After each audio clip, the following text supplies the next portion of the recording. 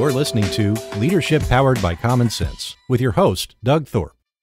Here's Doug. Hello again, everyone. You are listening to Leadership Powered by Common Sense. I'm your host, Doug Thorpe, and today we're going to take a journey over to the M&A world. I've got a guest who has spent a lifetime working in that space, put together some great programs and ideas, a lot of big experience in this space. His name is Richard Parker. Richard, welcome to the show. Thank you. I appreciate you having me. Yeah, so I know we talked about it in the green room, but give the folks just a little bit of flavor of your background and experience and why you're the guy we ought to be talking to about M&A ideas.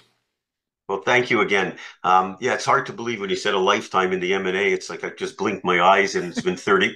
It's 34 years. It's just hard to believe, which I guess in one way is pretty good because I absolutely love what I do, and I couldn't think of a more interesting industry to be in. And I've been in all facets of it. So I've been a buyer and a seller. I've purchased 14 of my own companies, which includes one co-investment and wide range of deal sizes from $50,000 to over $200 million. And I've done buy side and sell side representation, true intermediary work. Deal sizes vary, but in that capacity as well. And I had an investment company for several years. And so I've really seen all facets of the industry. And one of the things that really, you alluded to some of the programs and what have you, is I was involved in a deal a number of years ago where I was doing the investigative work, part of the due diligence. I was doing it myself. I was actually at the phase where I was doing some inventory review. And it was a company that had multiple entities. And the more I dug, the more I realized that this whole thing looked like a plate of spaghetti, right? They were taking expenses from one businesses, allocating to the other. Personnel, when they were shy with money in one business, they were paying employees from one business, they were actually working for the other. And I don't suggest that there was any, you're smiling because you know the story really. I don't suggest there was anything, fraudulent per se, but it was, I realized I would never be able to figure out how to figure it out.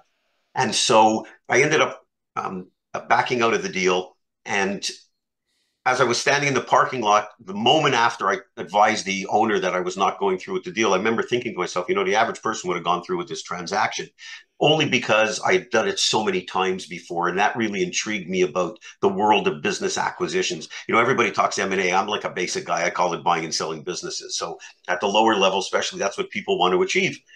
And I said, well, what does the average person do? I mean, who doesn't have the benefit of my years of experience or other years of experience? How do they go about it? And I took a year off to research that whole universe. And after speaking with hundreds of buyers, would-be buyers, people who tried to buy businesses, business owners that had acquired a business, attorneys, accountants, brokers, etc., I realized that this thing, if I thought that business was a plate of spaghetti, this whole industry is completely messed up.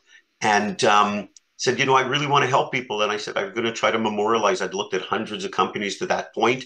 And I said, I'm going to put all my notes into some sort of form in a guide that would teach people what they need to know, what to do and how to do it. And one of the things that I learned during my journey of research was the average person, getting the information was one thing, but having someone hold their hand was another thing. And there was this misconception that business brokers at the lower market really helped them along the way, provided unbiased guidance and advice, and nothing could be further from the truth. And when I say something negative about business brokerage, I work in that world. So I said, I'm going to help people. I really want to help people, and I'm going to provide them with consulting and advisory work along the way. And I'm not even going to charge them. And I never thought it was going to turn into the business. We launched this. It was over 20 years ago. The program has been updated countless times since. And it turned into, like I said, I had no idea. I really had no intention of this becoming a business. I wanted to help one person or a handful. That was my only goal. My wife asked me the day before we launched, how many do you think you're going to sell? I said, if I sell one, and help one person buy the right business or avoid buying the wrong one, that's enough for me. And here we are all these years later. We sold 100,000 copies of this thing and have clients in 80 countries, and it just piles and piles of success stories. So that's my whole universe. It's, as far as buying and selling businesses, I've done it from, every different, I've seen it through every different lens. And as I mentioned right from the beginning, to me, it's just a fascinating industry. Well, you said a number of things in there, and I would like to unpack it a little bit. Number one, I too want to be real clear as we're talking here. Nothing we want to say should be intended as disparaging to the business brokers, because God love them. They're in a tough spot in many ways. Absolutely. Yes. Um, uh, and I won't say but, I'll say and the overall system is broken. So let's just put that together. And we're not here to find fault or point fingers, but let's focus on the solution. And I want to start with the other part of something you said. The want to be buyer is really at the mercy of the market in many ways if they don't have an opportunity to find coaching, assistance, and training on what it means to pursue a successful transaction. Yes. Yeah. And that's where what I'm hearing, that's where your work has come in. You have laid out the gauntlet, start to finish. You've accumulated the war stories and case studies and best practice type solutions, and that's what you're offering to those guys that want to be. And another thing we said in the green room, and I struggle sometimes to know the answer to this, but bottom line, the market we're talking about is gigantic. The estimates just of the so-called silver tsunami that's going on right now, and that is the baby boomers who have built and owned businesses who now want to retire and move on, and maybe there's not an opportunity for a generational transfer down the chain. They've got to put the business on the market, else they close the doors and get nothing. Yep. And obviously, closing the doors and getting nothing is bad for a lot of reasons. It's bad for the owner, it's bad for the employees, and it's ultimately bad for the economy when that happens. So, those of us who are in this space trying to help facilitate the opportunities for those sellers to have a successful exit and the aspirational buyers to move in and take over, it's a big ball game. Yeah, and you made a couple of terrific points, and certainly to the first one related to business brokers. I mean, God bless them. I mean, it's not an easy industry, and I do that, and I recognize the difficulties that are involved. And I had one old gentleman tell me when I first got into it many years ago. We were talking about getting deals to the finish line. He said it's a miracle. He actually threw a word in there that I'm not going Miracle. to. Yeah, he said it's a Yeah, miracle, I get it. and so they work very hard. And like any industry that relies on success fees only, by and large, you're going to have good people, you're going to have great people, and you're going to have terrible people. And so I think business buyers and sellers need to understand what the role is of the business broker, and they're very it's misunderstood, the perception of what they're going to deliver to the table. So yeah, but it ties into the second point related to the system being broken, because there's no standardization. And so it's not like going to the car dealer and you negotiate a little bit, but the car's on the lot. And for the most part, the process of going in, looking at the vehicle, getting your loan, and walking out the door, getting the keys, and driving out off the lot is pretty standard dealer to dealer, as an example. In the world of buying and selling businesses, no two deals are the same. The process, the steps are very similar, but the players that are involved, as far as standardization of how things go, and then it varies greatly from the lower middle to the higher market. So I agree with you wholeheartedly. As far as these opportunities, yes, the silver tsunami, irrespective of that, it's always a massive market because businesses are always being bought and sold. And then you layer on this, the retiring baby boomers, guys my age, you're probably younger than me, and then you add that to the mix, and my goodness, like there's just some tremendous opportunities, and being able to find those opportunities, I think, ties into the first 2 points, and specifically the second one related to the standardization, which is you have this community of buyers and they don't know how to get to these people. And Right. so that's where that disconnect happens. And even if they're lucky enough to get to these people, if they're operating on their own without knowledge, they typically the average individual business buyers never bought a business. They're all first time. The majority are first timers. So if they're lucky enough to find someone who falls within the category of an exiting silver tsunami business owner, Well, the buyer doesn't know how to get through the process. I ran a webinar yesterday in exactly this subject matter to explain to them, you, the buyer, it is incumbent on you to understand how this process works, because you have to be the Sherpa in the deal for people that don't know how the process works. And that's the seller who says, oh my goodness, I can sell this business and I'm not going through traditional channels. So these two individuals hook up. They have to lead the deal, the buyer, and they have to lead in a good way. And so if they don't, then you got the blind leading the blind. You know, you got a seller who wants to sell, a buyer wants to buy, and they have no idea how to get to the finish line. And so, you know, I believe the onus lies 100% on the buyer. If not, what happens? The seller has a conversation with the buyer.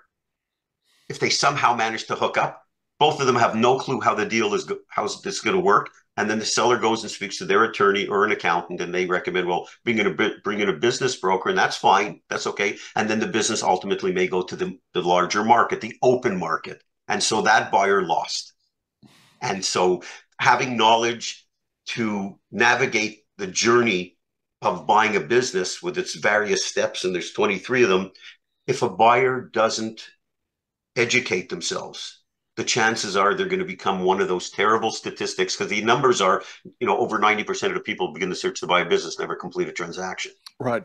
And they spend 18 months wasting their time. So yes, I mean, it's a long-winded affirmation of what you said, that the standardization does not, the only thing that's standard is the fact that it's not standard. I mean, there's no standardization. And so knowing how to navigate your way, if you don't, you're just going to wind up another dismal statistic. Well, even at the federal level, you know, there are something like only 17 states that require licensing on business brokers, and the other 33 jurisdictions, it's the wild, wild west. And, it's, you know, or co-brokering and understanding that dynamic. And it's very, you know, understanding how you work with a business broker who may only represent the seller, or you have another case, you have those 70 states where there's licensing, and I believe there's co-brokering in all those states, which somewhat mirrors real estate, right? So that's people's basic understanding of how this is going to work. It's similar to purchasing a house. Well, there's a lot of differences, but the fundamentals of broker involvement mirrors real estate. You get into the other 33 states, and I've used that term all the time, exactly, the wild, wild west. Who knows? Like, who knows what to do and like how to get there?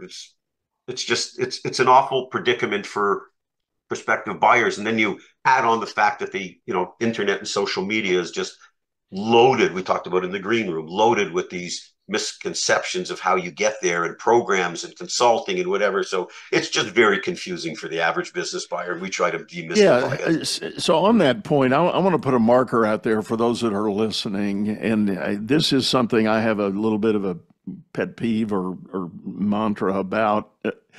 Anybody that is wanting to be a buyer, and you know, you're fed up or tired of your corporate gig, and you think you want to go independent, and you think it's smart money to go buy an existing profitable functioning business. I agree. Number one, I'll say I agree with that strategy. Great play. However, there are programs all over the internet that say things like, we'll help you close your deal in 45 days, or maybe even 6 months, which is 6 months is way closer to reality than 45 days. 45 days is undoable, folks. You cannot make that happen. Just, there are too many elements between getting your bank finance arranged, even private money arrangement, unless your uncle or mom and dad are going to fund the whole thing. You know, you just can't get the paper drawn fast enough to make that happen and get all your right due diligence and transfers, et cetera. So beware of anything like that. And the old wisdom applies. If it sounds too good to be true, it is, you know, and it's not, I guess, is the way to say that. But anyway, you need to seek out better counsel, better advice, better support on your transaction. Plain and simple. Yeah. Oh, absolutely. I had a text, I guess I got somehow not registered, but somehow they got one of my email address, and I got one from one of these, you know, one of these self-anointed gurus, you know, that are going to teach you how to buy a business. And his claim was you could buy a business in 19 hours. Good Okay, Lord. Lord. So when you reference the 45 days, I wholeheartedly agree. I teach people that if you are looking full time, or at the very least, at least 20 hours a week. So in other words, if you have a job, but you're able to devote at least 20 hours a week this is doable in 6 months. 45 days, impossible. 19 hours. You buy those programs, well, you're better off to light your money on fire. And these other ones also talk about zero down and distress business and all that. It's like they're smoking crack. And so the 6 months, as I break it down, is it should take you the looking process is 4 months. You should be able to identify 4 categories of businesses, and you have to make at least 4 offers. That's the data that I have from over 20 years of dealing with tens of thousands of business buyers, and shakes out like that. 4 4 4 1 1, I call it.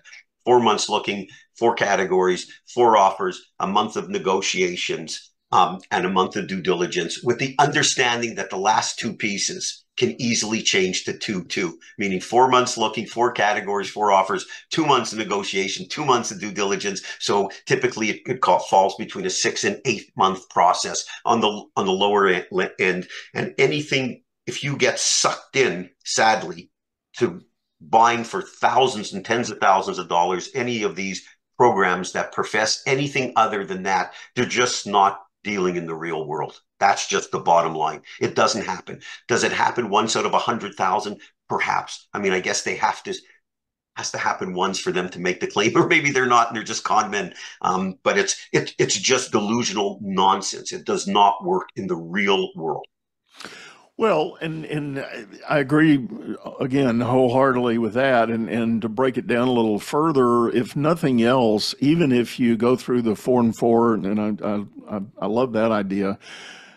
But out of that process, you find the one seller that the business looks good. The seller is incredibly willing, very responsive, very good. You've got the whole notion of performing a robust due diligence on the business, and that requires a whole lot of information exchange, maybe information that then needs to be vetted by a CPA or an attorney or an insurance broker or some others like that, or the banker that you're going to use. They're going to want to underwrite the deal also.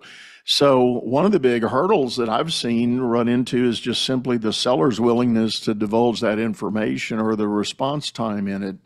And to your point on that 6 to 9 month timeline, I just was involved in a closing not long ago where the seller was incredibly willing. He was motivated. He had a good business running.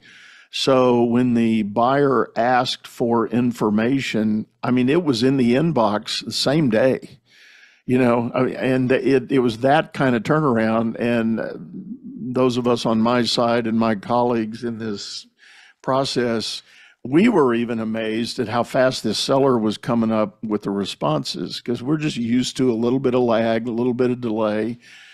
And sometimes it's not weeks and months, but it can be days to get a reply. But this guy was like minutes.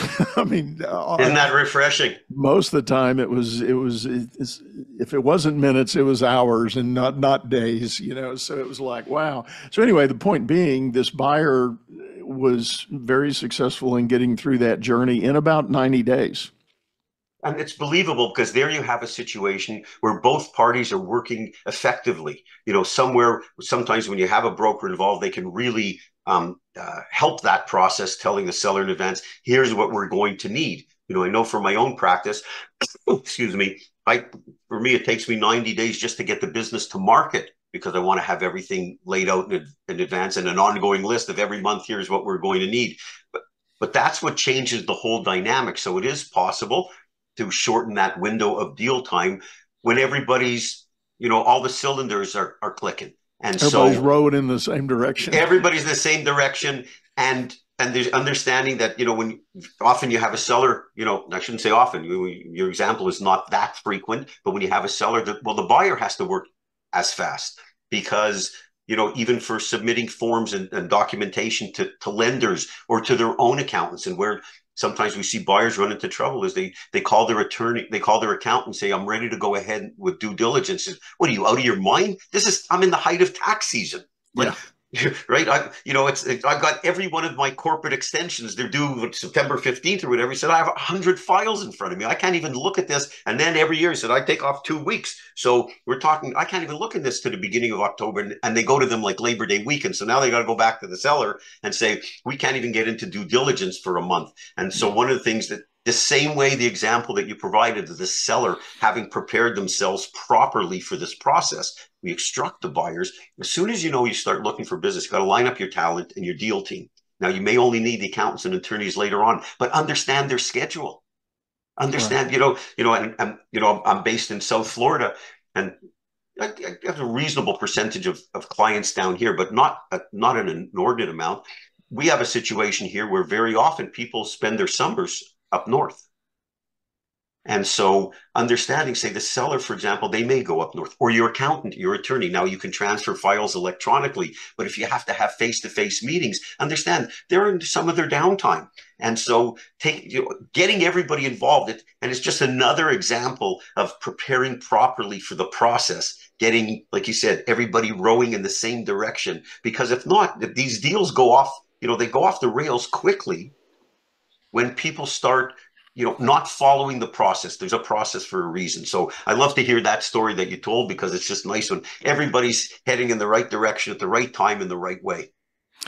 Well, I'll just share, for the personal touch on this seller, one thing that had happened, he had owned this business for almost 30 years. The year before, his mom had passed away.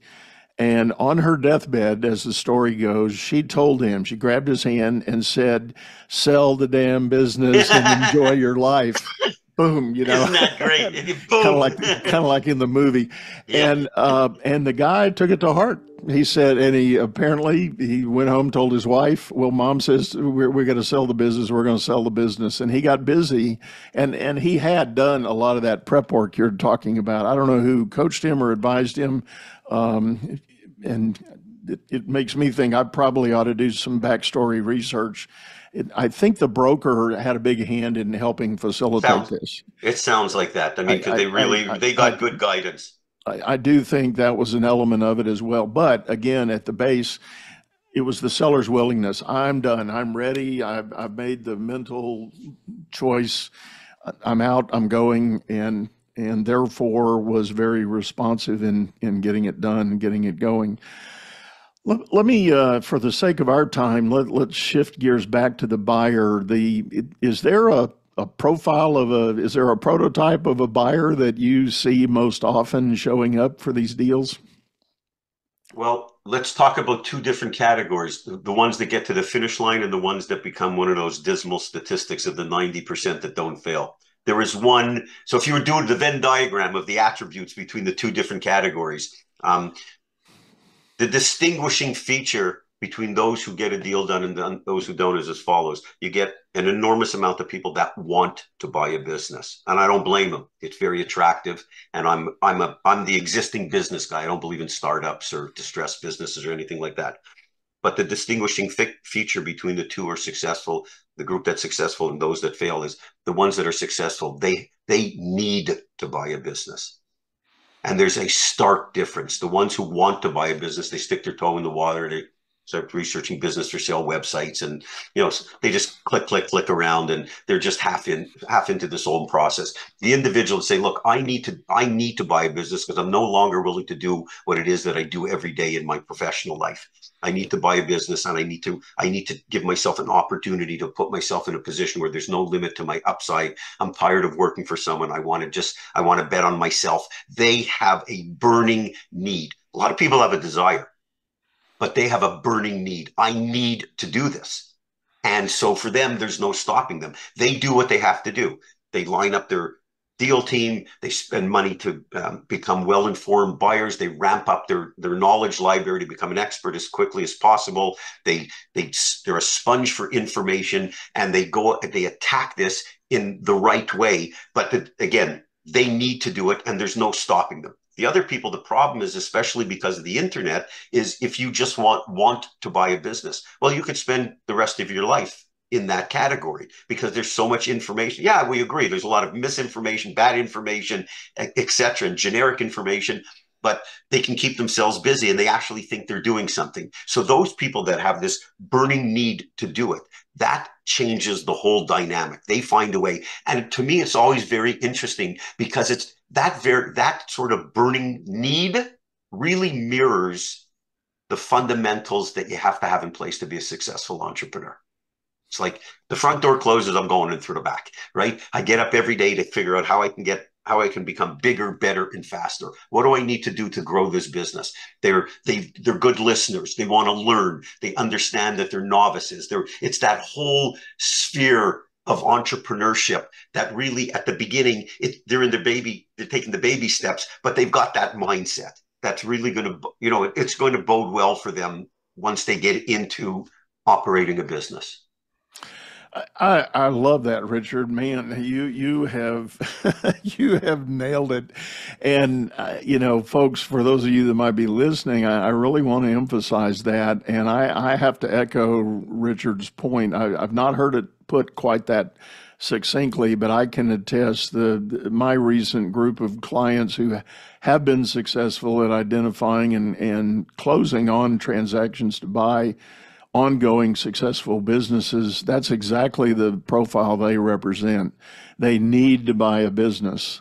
They have hit whatever ceiling they feel like they've hit in the corporate world. And again, not at all, no disrespect to them. It's just it is a numbers game in the corporate world. Not everybody is going to grow up and be CEO of their company. That pyramid gets really, really narrow at the top, and all the parameters on how you progress through that. And if you really are thinking about some sense of guiding your own personal destiny, well, that's another attribute that typifies an entrepreneur. They hunger for that freedom, that sense of being able to call their own shot, make their own way.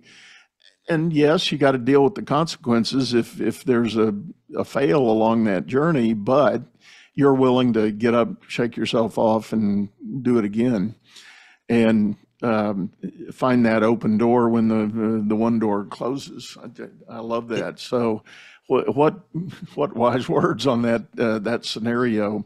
So I guess the other thing to pull through here is word of encouragement to those who might fall out in that 90% part of the Venn diagram, that you think you want to buy a business, but you've been dabbling and playing around. I would encourage you to do that deep dive soul search and say, what do I really believe about this possibility? Am I in or am I out? Yeah, I think, it's the mindset, and, it's proven itself over and over again to me that is this distinguishing feature. And when someone challenges it, and I love the back and forth, I use the analogy of, private equity firms and say, why do private equity firms exist? What do they do? What do they get up every day to do? Well, they need to buy businesses. And so, because they raise money for a fund and they have an expiration period, could be 10 years with some extensions, maybe 14. But if they don't buy businesses and exit those businesses during that time, if they don't buy business, they got to give the money back. And so they're getting up every day with a need to buy a business, and they buy businesses. And we're not talking about sending men to the moon here. Like I'm the poster boy for this. I don't have a college education. I come from a very lower middle class area. I'm not the sharpest tool in the shed. I'm very confident in my knowledge related to buying and selling businesses. That's my area of expertise. But I didn't start off with a lot of money. I bought my first business using $30,000, which is about today's equivalent. I was just calculating originally about 75 grand. So to me, it's, this is so doable. And a lot of people don't realize that it's doable. They think this is just for rich people, or it's just for big companies. No, it's not. The majority of businesses that transact are between guys like you and I, Doug. I mean, it's just average folks. And so, but what they're missing is the combination of the knowledge and that need to be able to do it. And again, I've seen it repeatedly. And so for those people, who have any, even an ounce of entrepreneurial blood running through their veins, like they owe it to themselves to try to figure out to learn what's involved. You may not have to want to do it, but, if you give yourself this choice and you just say, geez, I'm just not willing to do this anymore. I'm tired of working for people. I want my shot. And yes, like you said, there are failures and you learn from them. That happens. So you do this in the right way, you mitigate your downside dramatically. But if you just have this attitude of saying, there's ain't no stopping me now, like that song used to be, right? I'm plowing through. I can bet on almost anyone that they can get to the finish line because it's so doable. Yeah, I agree 100%. And I tell you what, Richard, on that note, it's a high water mark, and I think it's time we wrap this up. But thank you so much for sitting in. Tell the listeners how they can best get a hold of you if they're looking for more information from you. It's pretty easy. Just go to richardparker.com. Again, richardparker.com. We've got lots of articles, free reports. Our courses are featured there, but you can really immerse yourself in the world of buying businesses and a lot to learn. And there's some great information to help people there. Awesome. Well, as always, folks, those links and that information will be in our show notes. So when you get a chance, hop down, check that out, and reach out to Richard. Let him know you heard him on this show. And I also want to remind you, we've got a video version of this over on YouTube, channel by the same name, Leadership Powered by Common Sense. Hop over there, check out the archives. Leave us a comment. Let us know if you've got an idea for another show. But one last time, Richard, thanks for sitting in. Oh, it's my pleasure. I really enjoyed our conversation. Thank you again for having me. You bet. You bet. Well, folks, with that, we're going to sign off, say goodbye. Go out there, make it a great day. You've been listening to Leadership Powered by Common Sense, hosted by Doug Thorpe. If you would like to know more about the coaching and advisory services he provides, visit dougthorpe.com.